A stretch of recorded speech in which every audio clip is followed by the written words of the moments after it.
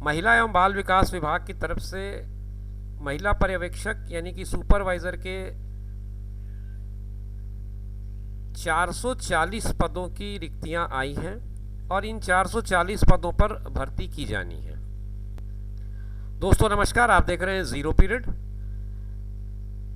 महिला सुपरवाइज़र यानी कि महिला पर्यवेक्षक के पदों पर रिक्तियों के बारे में हमने पिछले 2 दिनों से लगातार 2 वीडियो प्रसारित किए थे अपने चैनल पर, और इसका फाइनल जो नोटिफिकेशन है वो व्यापम की वेबसाइट पर अब उपलब्ध है। इस नोटिफिकेशन के हिसाब से 440 पदों पर भर्ती होनी है, और ये जो 440 पद हैं वो किस तरह से डिवाइडेड है ये हम आगे आपको वीडियो में बताएंगे। आप हमारे साथ वीडियो में बने रहिए। स्क्रीन पर आप देख पा रहे होंगे पद नाम बताया गया पर्यवेक्षक यानी कि सुपरवाइज़र का, और ये जो है वो अराजपत्रित पद होता है, तृतीय श्रेणी कार्यपालिक। L6 का मैट्रिक्स मिलता है जिसमें 5200, 20,200 का बैंड मिलता है। ग्रेड पे आपका 2400 का होता है। इसमें जो पद है वर्ग 2 के जो पद हैं उसमें कुल मिलाकर के 220 पद हैं, जिनमें 92 पोस्ट जो है वो अनारक्षित है यानी कि मुक्त है। 71 पद अनुसूचित जनजाति के हैं, अनुसूचित जाति का 26 पद है, अन्य पिछड़ा वर्ग का 31 पद है। कुल मिलाकर के 220 पद होते हैं। और इसके अलावा जो परिसीमित सीधी भर्ती है लगभग उसमें भी यही क्राइटेरिया है, संख्या में थोड़ी बहुत ऊपर नीचे की बढ़ोतरी है, और कुल मिलाकर के 220 पद यहाँ पर भी भरे जाने हैं। जैसा कि शासन का ये नियम है कि जो पोस्टिंग इस तरह से हो रहा है महिला पर्यवेक्षक में, इसके पहले भी हुआ है, पिछले सालों में भी हुआ है, तो उसमें 50% जो भर्तियाँ होती हैं वो सीधी होती हैं। सीधी भर्ती का मतलब मैं कहूँ तो ये ओपन होता है, और 50% जो पद होते हैं यानी कि आधे पद ये डिपार्टमेंटल होता है। अब डिपार्टमेंटल जब मैं कह रहा हूँ तो उसे आप ये समझिए कि जो आंगनबाड़ी कार्यकर्ताएं हैं उनके लिए ये 50% पद रिजर्व माना जाता है। तो 220 धन 220 अगर मैं करूं तो 440 पदों की कुल मिलाकर के अभी रिक्तियां आई हैं। हालांकि पिछले दिनों वीडियो में आपने सुना होगा कि लगभग 1900 पदों की स्वीकृति मिली है। अब 1900 में से अभी 440 पदों पर भर्तियां होनी है। तो आप इसके लिए अपनी तैयारी चालू कर दीजिए अगर अभी तक आपने तैयारी शुरू नहीं की है तो। इस पद की भर्ती और इस पद से जुड़े बाकी जानकारी आप इस वीडियो में आगे देख पाएंगे, बने रहिए। पात्रता की शर्तों पर बात करें तो इसमें लिखता है किसी मान्यता प्राप्त विश्वविद्यालय से स्नातक या समतुल्य उपाधि, मतलब आपको केवल ग्रेजुएट होना जरूरी है इस परीक्षा में शामिल होने के लिए। निर्धारित शैक्षणिक अर्हता आवेदन पत्र भरने की अंतिम तिथि को अवश्य होना चाहिए, मतलब आपने अगर फाइनल ईयर का एग्ज़ाम दिया है और अभी तक रिजल्ट नहीं आया है तो फिर ये मान के चलिए कि आप पात्र नहीं हैं। लेकिन अगर आपका रिजल्ट आ चुका है या ऐसा लगता है आपको कि आने वाले 2-3 दिनों में आ जाएगा तो फिर आप फॉर्म भर सकते हैं। इसमें क्लियर कट लिखा है आवेदन भरने की जो अंतिम तिथि होगी तब तक के आपके पास ये रिकॉर्ड में आपका पास का सर्टिफिकेट हो जाना चाहिए। परिसीमित सीधी भर्ती के लिए जो योग्यताएं हैं उसमें आंगनबाड़ी कार्यकर्ताओं के लिए है, इनको 12वीं कक्षा उत्तीर्ण होना चाहिए या फिर हायर सेकेंडरी परीक्षा उत्तीर्ण होना चाहिए, और निर्धारित शैक्षणिक अर्हता आवेदन पत्र भरने की अंतिम दिनांक को अवश्य इनके पास उपलब्ध होना चाहिए। 1 जनवरी 2023 को आंगनबाड़ी कार्यकर्ता के पद पर न्यूनतम 5 वर्ष तक का सतत सेवा छत्तीसगढ़ राज्य के किसी भी शासकीय आंगनबाड़ी केंद्र या बाल विकास परियोजना ओरछा के आंगनबाड़ी कार्यकर्ता को शामिल करते हुए में पूर्ण करने के बाद चयन उपरांत अभिलेखों के सत्यापन के दौरान ये सब चीज़ें देखी जाएंगी। तो मतलब ये 5 साल का आपके पास एक्सपीरियंस होना चाहिए, 12वीं कक्षा की परीक्षा आपने पास कर रखी हो, ये ज़रूरी है। आयु सीमा की जहाँ तक बात है तो 21 वर्ष की न्यूनतम आयु सीमा रखी गई है, 40 वर्ष की अधिकतम आयु सीमा रखी गई है। इसके अलावा जो छूट होता है उसको मिलाकर के 45 साल सबसे ज़्यादा, अधिकतम 45 वर्ष की आयु सीमा हो सकती है। इसके अलावा आपको छत्तीसगढ़ का मूल निवासी होना ज़रूरी है। चयन प्रक्रिया की बात करें तो इसके लिए व्यापम एक परीक्षा का आयोजन करेगा, और खुली सीधी भर्ती एवं परिसीमित सीधी भर्ती के प्रश्न पत्र पृथक पृथक होंगे, मतलब जिन लोगों ने डिपार्टमेंटल अप्लाई किया उनका क्वेश्चन पेपर अलग होगा, जिन लोगों ने ओपन के लिए अप्लाई किया उनका क्वेश्चन पेपर अलग होगा। और अलग अलग पालियों में ये परीक्षाएं होंगी। फर्स्ट शिफ्ट में अगर मान लो ओपन हो रहा है तो सेकंड शिफ्ट में आपका डिपार्टमेंटल होगा। इस तरह से कुछ इनका क्रम बना रहेगा। पर्यवेक्षक पद पर चयन आयोजित लिखित परीक्षा के परिणाम के प्राप्तांकों की प्रावीण्य सूची यानी कि मेरिट लिस्ट के आधार पर की जाएगी। जो व्यापम रिजल्ट बनाएगा, रिजल्ट के हिसाब से एक मेरिट लिस्ट बनेगी। उस मेरिट लिस्ट के बेसिस पर आपका सिलेक्शन होगा।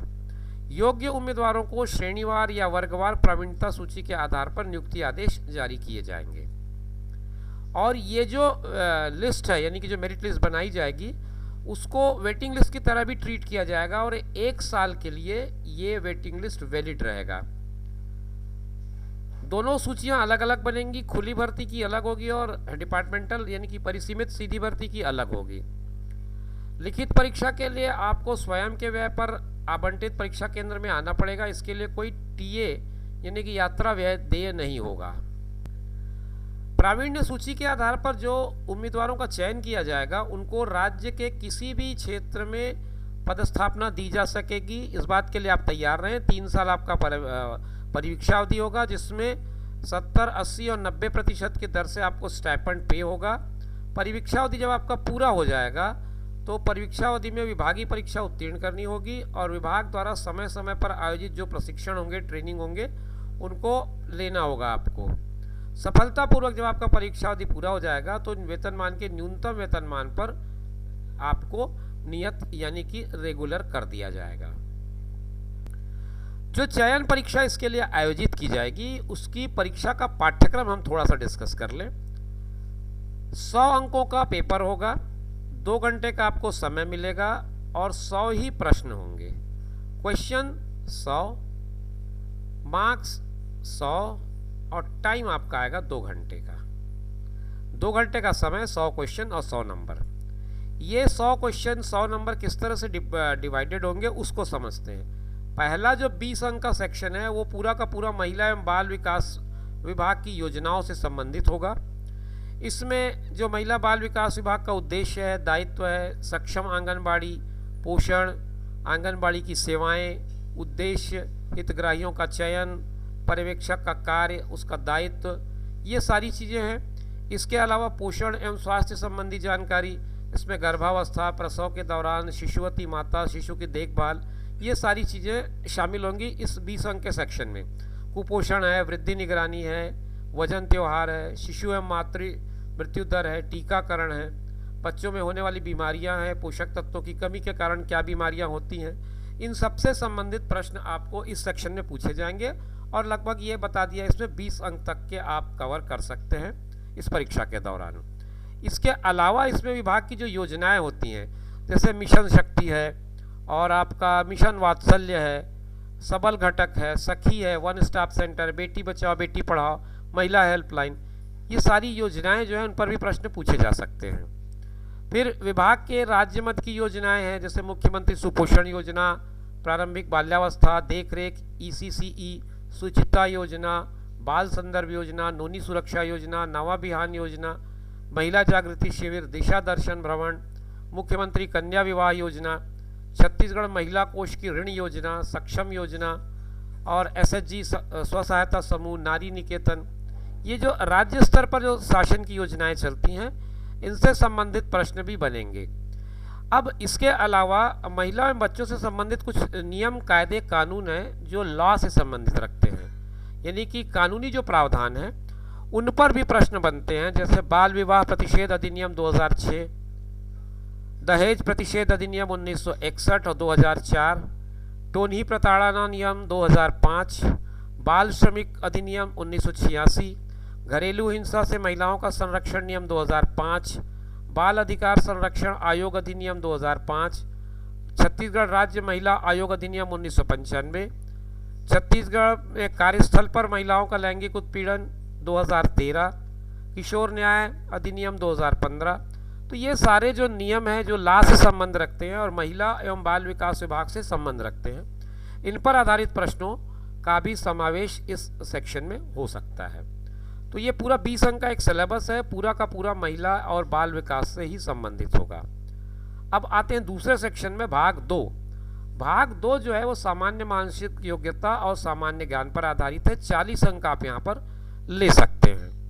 इसमें ऑड वन आउट है, जैसे विषमताओं को पहचानना है, सीरीज़ है, नंबर सीरीज़ है, लेटर की सीरीज़ है, चित्रों के द्वारा संबंधों का मिलान है, सांकेतिक भाषा, कोडिंग, डिकोडिंग, वर्ग और अंक, गणितीय संक्रियाएं, चित्रों का मिलान, पैटर्नों का अध्ययन, तर्क करना, एनालॉजी, रिलेशन फाइंड आउट करना, ये सारी चीज़ें आ जाएंगी रीजनिंग के पार्ट में।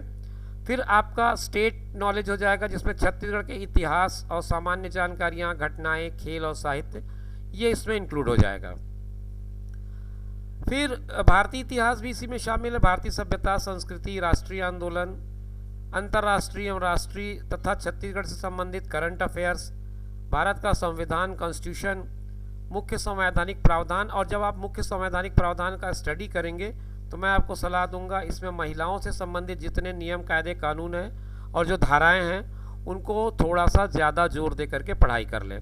फिर उसके बाद लोकतंत्र है, डेमोक्रेसी, भारत की इकोनॉमी है, उस पर संबंधित सवाल हो सकते हैं, भारतीय बैंकिंग प्रणाली है, अभी अभी 2000 के नोट का प्रचलन बंद हुआ है तो इस तरह से प्रश्न बन सकते हैं इकोनॉमी में।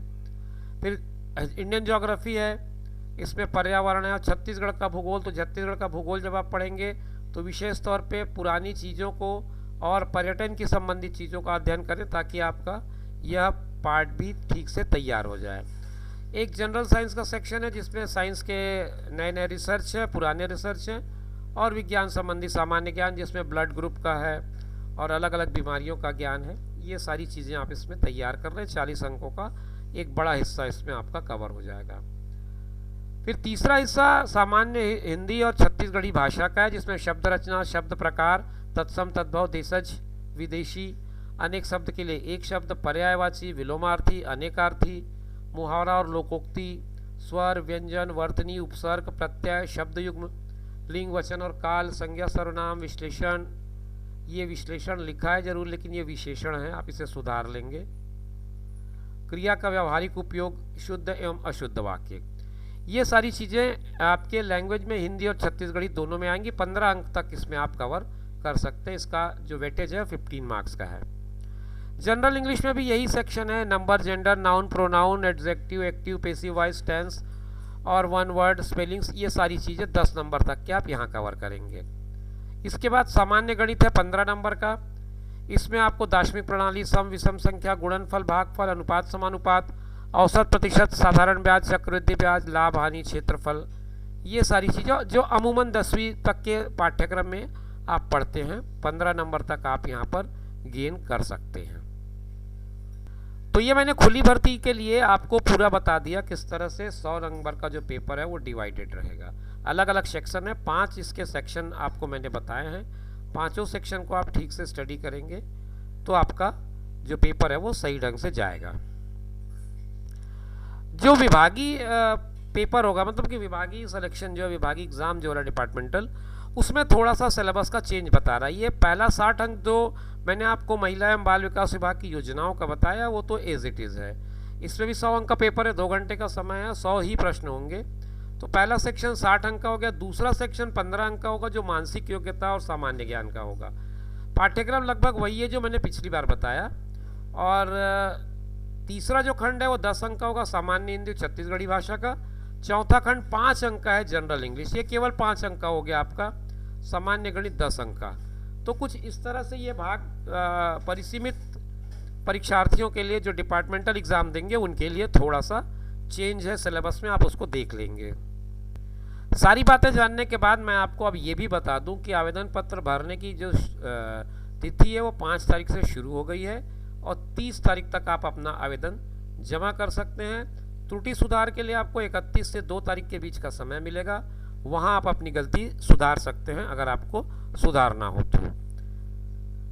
बाकी जो ऑनलाइन फॉर्म किस तरह से भरेंगे उसका पूरा प्रोसेस आपको व्यापम की वेबसाइट पर उपलब्ध है, उसको फॉलो कर लें, क्योंकि इसके पहले अगर आपने कोई और परीक्षा भरी हो तो वो सारी चीज़ें तो आपकी जानकारी में होंगी ही।